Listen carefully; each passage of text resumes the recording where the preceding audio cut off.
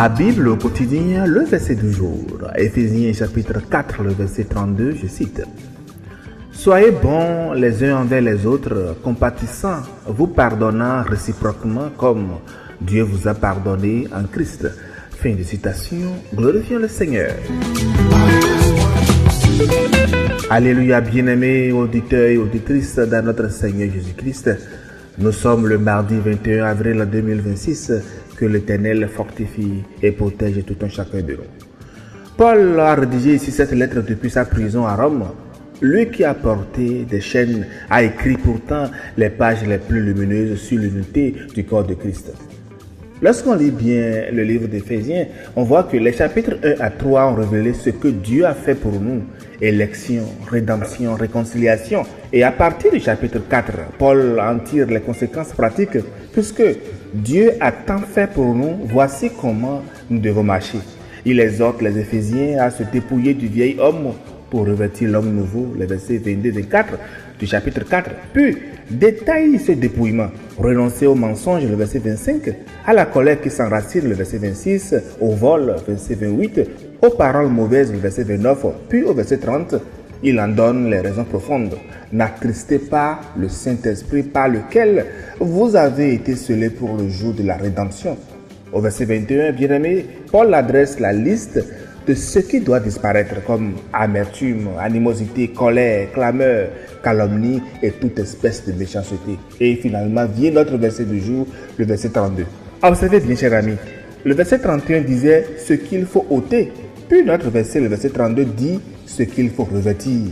Et juste après, au chapitre 5, le verset 1, Paul dira « Devenez donc des imitateurs de Dieu comme des enfants bien-aimés ». Autrement dit ici, le verset du jour n'est pas simplement un conseil de bonne conduite, c'est l'expression concrète même d'une vie qui imite son Seigneur, l'Éternel Dieu. Notre verset dit « Soyons bons les uns envers les autres ».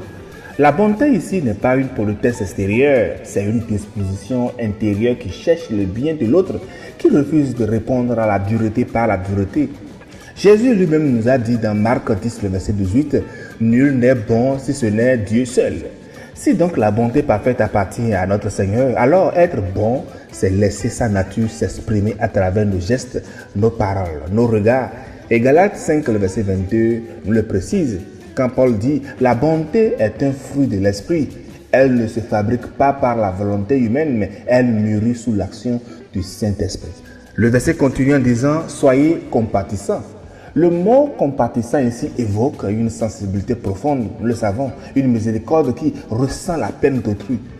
Nous ne sommes pas appelés à devenir froids ou indifférents en tant que chrétiens. Jésus lui-même, dans les évangiles, nous a toujours montré son émotion de compassion devant les foules et les affligés. Être compatissant, c'est laisser le cœur de Christ façonner notre regard sur les autres. Puis le verset dit, vous pardonnant réciproquement. Cela nous rappelle le Notre Père que nous récitons, comme nous pardonnons à ceux qui nous ont offensés. L'acte là est réciproque. Se pardonner, bien-aimé, ce n'est pas dire que la blessure n'a pas existé, ni encourager l'injustice. Pardonner, c'est renoncer à nourrir la vengeance et remettre la justice ultime entre les mains de Dieu.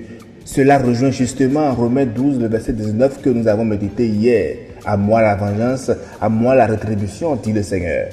Le pardon libère le cœur du poison de l'amertume. Et le verset finit en disant « Comme Dieu vous a pardonné en Christ », voilà même la racine de tout le verset. Le mot « comme » dans le verset ne signifie pas simplement de la même manière, il signifie aussi « parce que » et « à la mesure de ». Le pardon que nous offrons n'est pas un effort moral produit par nos propres forces, bien-aimés. Il est la conséquence directe du pardon reçu. Et ce pardon-là s'est accompli à la croix. Notre pardon que nous accordons coûte cher peut-être, mais il ne coûtera jamais autant que ce que Christ a payé pour nous sur la croix. Remarquons bien la dynamique trinitaire au travers du verset. C'est Dieu le Père qui pardonne. C'est en Christ que ce pardon-là s'accomplit et c'est le Saint-Esprit mentionné au verset 30 du chapitre qui scelle cette œuvre en nous. Le Père décide, le Fils accomplit, puis l'Esprit, lui, il applique. Et nous autres, nous sommes appelés à refléter cette œuvre dans nos relations les plus ordinaires.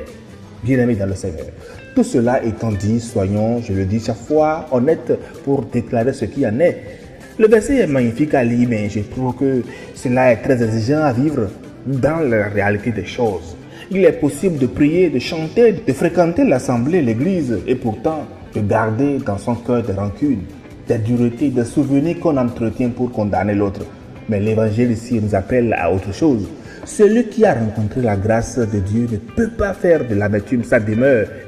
Chers frères, chers sœurs, soyons bons, soyons compatissants, pardonnons, non pas parce que les autres le méritent, mais parce que Christ, lui, l'a fait pour nous.